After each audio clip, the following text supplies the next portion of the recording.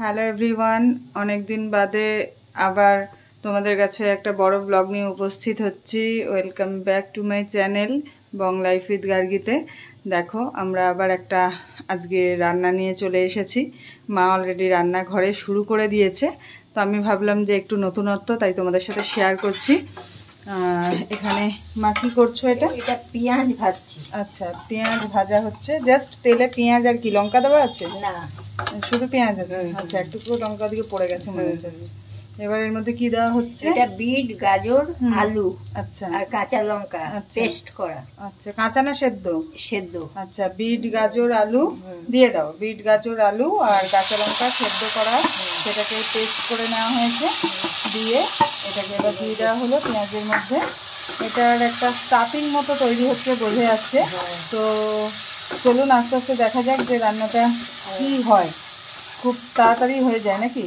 হ্যাঁ, এখনই হয়ে যাবে। আচ্ছা, এই তো মোটামুটি। এর সাথে কি নুন ফুন দিতে হবে? এই নুন দিয়ে পেঁয়াজটা ভাজলাম। আচ্ছা আচ্ছা, পেঁয়াজের মধ্যে নুন দেওয়া হয়েছে, তখন আমার ক্যামেরাটা অন ছিল না। এই যে এবারে হলুদ দিতে হবে না, যেহেতু এটা লাল লাল তো হয়েই গেছে। একদম এর মধ্যে হলুদ দেওয়া হচ্ছে না, জাস্ট একটু নুন দিয়ে পেঁয়াজটা ভেজে নিয়ে তারপরে এই সিদ্ধ বিট, গাজর আর আলু, আর সাথে একটু ঝালের জন্য কাঁচা লঙ্কা, দিয়ে যেমন ঝাল খাবেন সেরকম দেবেন। এটাকে দিয়ে এই যে ভালো করে একটু নেড়ে জাস্ট জলটা শুকিয়ে যাবে, তাই তো? ব্যাস, তাহলে মিনিট দুয়েক নাড়াচাড়া করলেই এটা মোটামুটি রেডি হয়ে যাবে।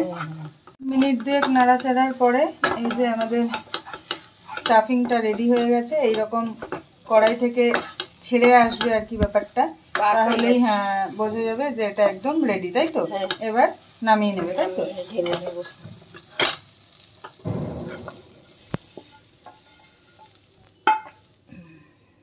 আর এইদিকে হচ্ছে ব্যাটার, তাই তো?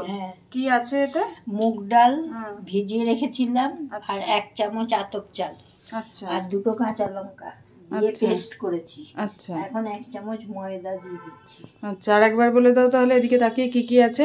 মুগ ডাল, আতপ চাল আর কাঁচা লঙ্কা। কতটা পরিমাণ আছে? পরিমাণ আছে, মুগ ডাল হচ্ছে 1 বাটি, আর আতপ চাল হচ্ছে 2 চামচ। আচ্ছা, আতপ চালটা কম পরিমাণে। আচ্ছা, আর এই 1 চামচ ময়দা দিচ্ছি তোলার জন্য। আচ্ছা, আর 2টো কাঁচা লঙ্কা দিয়েছি, একটু নুন দেবো। আচ্ছা, কতক্ষণ ভিজিয়ে রাখতে হয়েছিল? এই ঘন্টা 3 মতো মুগ ডাল আর আতপ চালটা ভিজিয়ে রাখা হয়েছিল। তারপরে মিক্সিতে পেস্ট করা হয়েছে। 1.5 চামচ ময়দা দেওয়া হয়েছে, কাঁচা লঙ্কা দেওয়া আছে, আর স্বাদ মতো নুন দিতে হবে, তাই তো? এই হচ্ছে উপকরণ। এই উপকরণ দিয়ে আর কি ব্যাটারটা গোলা হবে। অর্থাৎ এটা one kind of dosa type হবে মনে হচ্ছে, তাই তো?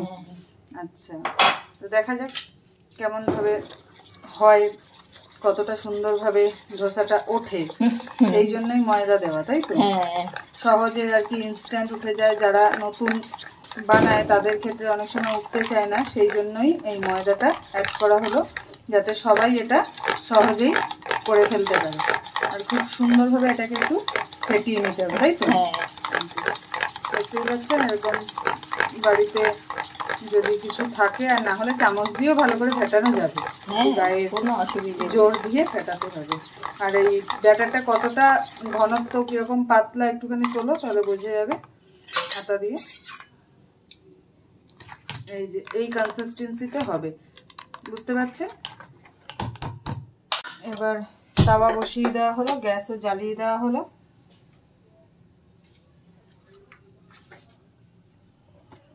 দিয়ে দেওয়া হচ্ছে অল্প করে সাদা তেল। সাদা তেলের পরিবর্তে কি দেওয়া যেতে পারে? বাটার দেওয়া যেতে পারে। আচ্ছা, বাটারও দেওয়া যেতে পারে। ঘি, বাটার যে যেরকম খায় সেরকম অ্যাড করা যেতে পারে, তাই তো? তেলটা একটু চাড়িয়ে নেওয়া হচ্ছে।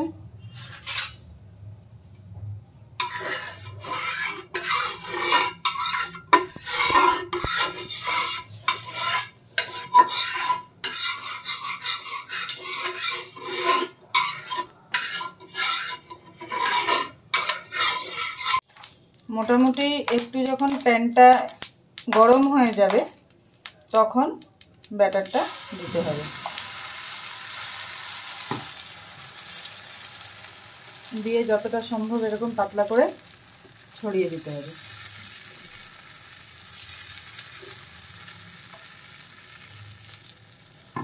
পুরো প্যানটাই কাভার আপ হয়ে যাচ্ছে, তাই তো?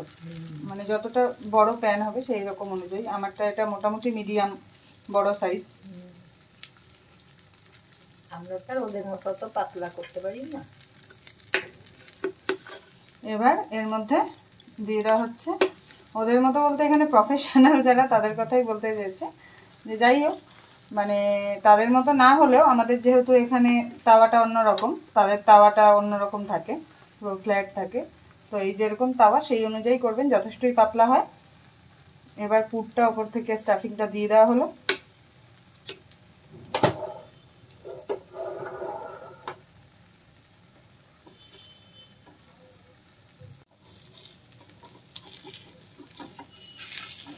এবার আস্তে আস্তে এটাকে চারপাশ থেকে একটু উঠতে লাগলে আস্তে আস্তে সেই পাটিসাপটার মতো এটাকে করে নিতে হবে, তাই তো? ব্যাস।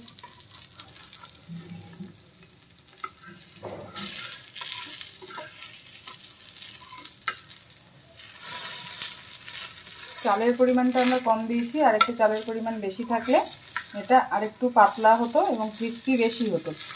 যেহেতু এটা একটু মানে খাবার জন্য একটু ডায়েট অনুযায়ী করা হচ্ছে, সেই জন্য চালটা এখানে কম আছে। আপনারা চাইলে চালের পরিমাণটা একটু বাড়িয়ে দিতে পারেন, তাতে কিন্তু জিনিসটা আরও পাতলা হবে, মুচমুচে হবে, আরও সহজে উঠে আসবে। আমাদের প্রথম মুগ ডালের ধোসা রেডি।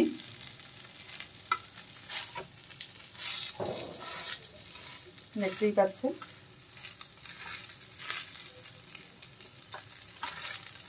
একটু ভালো করে চেপে চেপে সেঁকে নেওয়া হচ্ছে।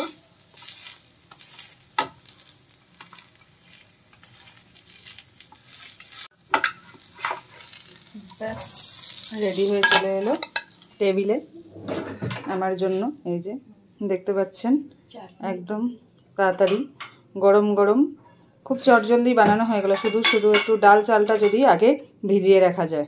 আর এটা কি সাথে মা? এটা হচ্ছে টমেটোর চাটনি। টমেটোর চাটনি? আচ্ছা দাও, মানে এটা দিয়ে খাবো? হ্যাঁ। আচ্ছা, তো কিভাবে বানিয়েছো? এই যে দেখতেই পাচ্ছেন টমেটোর চাটনি, কিভাবে বানিয়েছো একটু বলো। গোটা টমেটোটাকে একটু প্রেসারে সিটি দিয়ে নিয়েছি, নিয়ে ছাড়িয়ে নিয়ে একটা কাঁচা লঙ্কা, একটু নুন, একটু তেল, 4 দানা চিনি দিয়ে মিক্সিতে ঘুরিয়ে নিয়েছি, নিয়ে চাটনি বানিয়েছি। আচ্ছা, আর কিছু দিইনি। আচ্ছা, এতে মানে পেঁয়াজ কুচিও অ্যাড করা যেতে পারে? পেঁয়াজ কুচি দেওয়া যেতে পারে, কিন্তু আমি দিইনি। আচ্ছা আচ্ছা, চাইলে আপনারা পেঁয়াজ কুচি অ্যাড করতে পারেন। এই হচ্ছে চাটনি আর এই হচ্ছে ধোসা। এখন আমি এটা খাবো, এটাই আজকে রাতের আমার ডিনার। তো চলুন তাহলে। দেখতে পাচ্ছেন আমি একদম টেবিলে বসে পড়েছি, নিয়ে দেখি কেমন হয়েছে খেয়ে। দেখতে তো বেশ সুন্দরই লাগছে। এক একদিন রোজ দিন নতুনত্ব খাবার 3 বেলা বের করা সত্যিই খুব চাপের। এই যে দেখুন কেটে নিয়েছি, এবার ডিপে নিয়ে নিলাম। বাহ, ভীষণ সুন্দর। আপনারা চাইলে বাড়িতে ট্রাই করতেই পারেন, খুব ভালো লাগবে। আর চাটনিটা তো একদম চটপাটা হয়েছে, যে মুখটা একদম ছেড়ে যাচ্ছে। কারো যদি ঠান্ডা লেগে থাকে সেক্ষেত্রেও খুব ভালো এটা। আর ভিটামিন সি টমেটোতে তো থাকে ভরপুর, সেই জন্য এই শীত পড়ছে, এই মরশুমে এটা খাওয়া যেতেই পারে। তাহলে আজকের ভিডিও এখানেই শেষ করছি। আবার নতুন কোনো বিষয়, নতুন কোনো রান্না নিয়ে দেখা হবে নতুন কোনো ব্লগে। ততক্ষণের জন্য সকলে খুব ভালো থাকবেন, সুস্থ থাকবেন। টাটা।